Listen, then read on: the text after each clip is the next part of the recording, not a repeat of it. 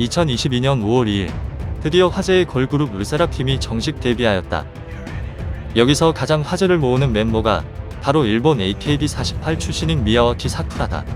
AKB48에서도 이미 많은 인기를 얻었고 일본뿐만 아니라 아시아에서도 높은 인지도를 가진 사쿠라가 왜 멀리 한국으로 건너와 한국에서 걸그룹으로 데뷔를 하게 된 것일까?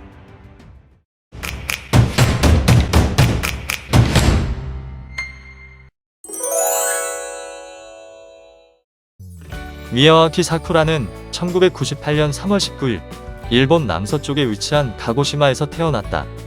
가고시마는 일본 본토 기준 최남단에 위치한 곳으로 일본 본토에서 상당히 떨어진 시골이다. 후에 사쿠라는 가고시마 홍보 모델로도 활약하며 가고시마 관광 안내 영상을 찍기도 했다. 사쿠라는 어릴 적부터 노래하는 걸 좋아했었는데 엄마와 함께 뮤지컬 오페라의 유령을 본 뒤 뮤지컬에 푹 빠지게 되었다. 그 후 초등학교 때 가고시마의 뮤지컬 스쿨에 다니며 뮤지컬 라이온 킹의 아역을 맡아 공연을 하기도 했다. 이런 경험으로 인해 사쿠라는 사람들에게 자신의 춤과 노래를 보여주는 것을 좋아하게 되었고 이후 2011년 7월 10일 HKT48 1기생 오디션에 합격하여 드디어 아이돌의 꿈을 시작할 수 있게 되었다.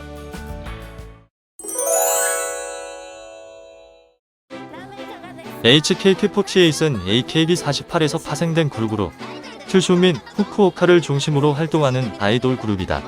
여기서 사쿠라는 데뷔 때부터 많은 인기를 얻으며 HKT48의 간판으로 점점 입지를 쌓아가게 된다.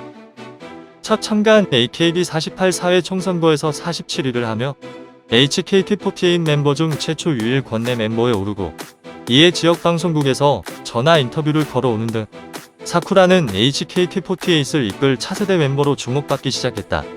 AKB48의 28번째 싱글 유자로 선발 멤버 데뷔를 하여 자신을 알린 사쿠라는 다음 AKB48 5회 총선거에서 26위로 언더걸즈에 입성한다.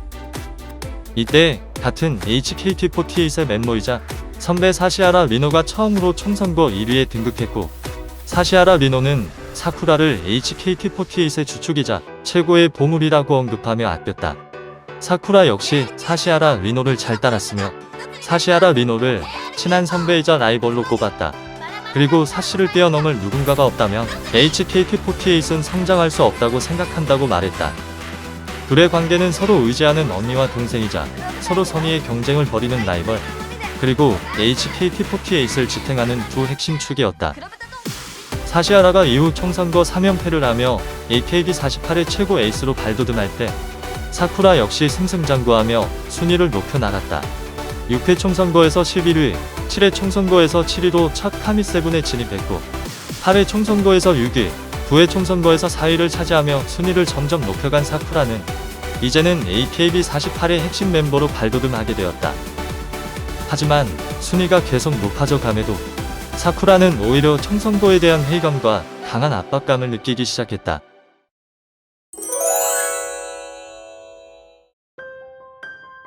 AKB48 총선거 시스템은 멤버들이 자신의 팬들을 총동원하여 벌이는 정치 싸움으로 순위 하나하나에 따라 차기곡 참가가 결정되고 무대 위치가 결정되는 가혹한 시스템이다. 아직 10대, 20대의 어린 소녀들이 감당하기에는 스트레스가 어마어마한 이벤트였다. AKB48 총선거의 가장 큰 문제는 그동안 서로 아끼고 의지하던 자기 팀 동료들과 적이 되어 순위를 놓고 치열하게 싸워야 한다라는 것이다. 물론 아이돌 산업은 레드오션이고 수많은 아이돌들이 쏟아져 나오는 상황에서 치열한 경쟁을 피할 수는 없다. 하지만 한국의 아이돌은 치열한 오디션을 거치고서 어쨌든 팀이 결성되면 이제 팀 멤버들끼리는 경쟁하지 않고 다른 아이돌들과 순위 다툼을 하게 된다. 따라서 팀 멤버들끼리는 아이돌 그룹 간의 치열한 경쟁 속에서도 서로 맘 편히 유지하고 아껴줄 수 있다. 만약 한국 아이돌들도 팀 내에서 계속 인기 투표를 하고 거기서 1등에게만 모든 혜택을 준다면 팀 케미는 무너지고 그 스트레스와 압박감은 어마어마할 것이다. 이에 대한 회의감과 압박감에 대해 사쿠라가 2017년에 쓴 글이 있다. 총선이 임박했다고 해서 많은 응원과 격려의 말씀을 주셔서 감사합니다. 하지만 총선 이야기를 들으면 정말 스스로 목을 조르는 것처럼 괴로워지네요. 순위만으로 사람을 평가할 수 없다라고 스스로 타일러 봐도 역시 작년의 일이기도 하고 올해도 여전히 부담감 때문에 한숨 쉬게 되네요. 총선거가 없는 그룹이었으면 하거나 총선거를 하지 않는 멤버들은 좋겠다라고 생각하는 제가 있습니다. 정말로 내년 총선거는 나가지 않을지도 몰라 저의 성격은 총선거와 맞지 않아요. 누군가를 넘고 싶다는 말도 이제 듣거나 말하는 게 괴로워져요. 왜냐면 그저 사이좋은 동료들이라고 생각해서. 동료들을 라이벌시한다던가 적대시한다고 해도 그게 무슨 의미가 있을까요? 아이돌로서 공연이나 콘서트를 하고 여배우 일도 하고 여러 가지 도전도 하며 그렇게 지내면 안 되는 걸까요? 너무 총선거 중심이라 뭔가 목적을 잃어버렸다고나 할까? 하지만 올해는 총선거에 나온다고 이미 결정했기 때문에 진심으로 할 거고 또 노력할 거예요. 그래도 저는 여기에 너무 구애되지 말고 다른 데서 위를 목표를 하는 것도 좋지 않을까? 대체 저는 총선거에 나가서 뭐를 얻고자 하는 건지 생각해봐도 알 수가 없네요. 여러분 탓이라는 거 아니에요. 제가 제 마음속으로 갈등하고 있을 뿐이라는 거. 그러니 듣고 흘려주세요.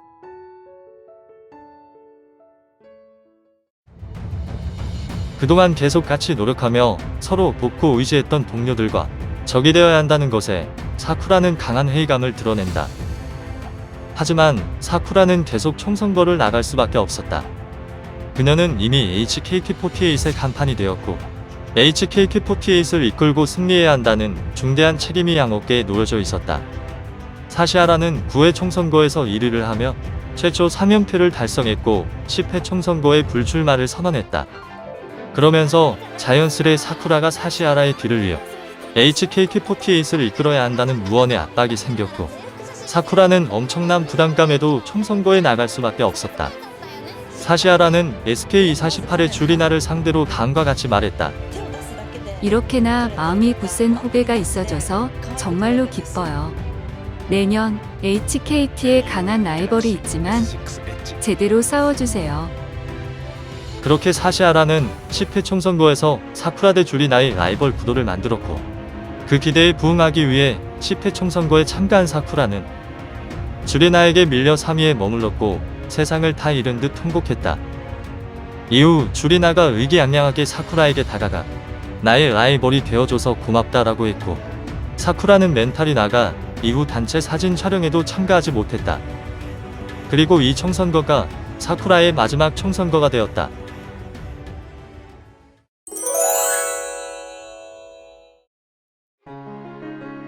이후 미야와키 사쿠라는 한국에서 활동하고자 엠넷과 AKB가 합작한 프로듀스 48에 참가하게 되었다.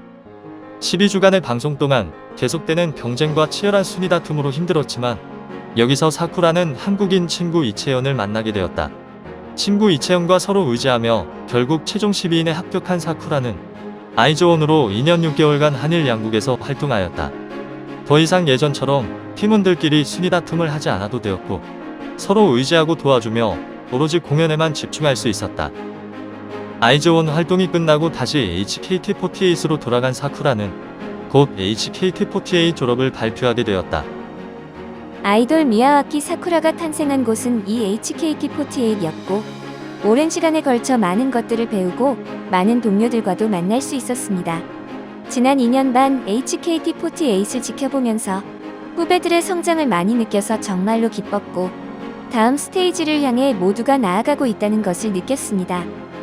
그래서 돌아온 지금 제게 할 수 있는 일은 짧은 시간이기는 하지만 졸업까지 남은 기간 동안 HKT48에 대해 10년간의 은혜를 갚는 그런 활동을 하려고 합니다.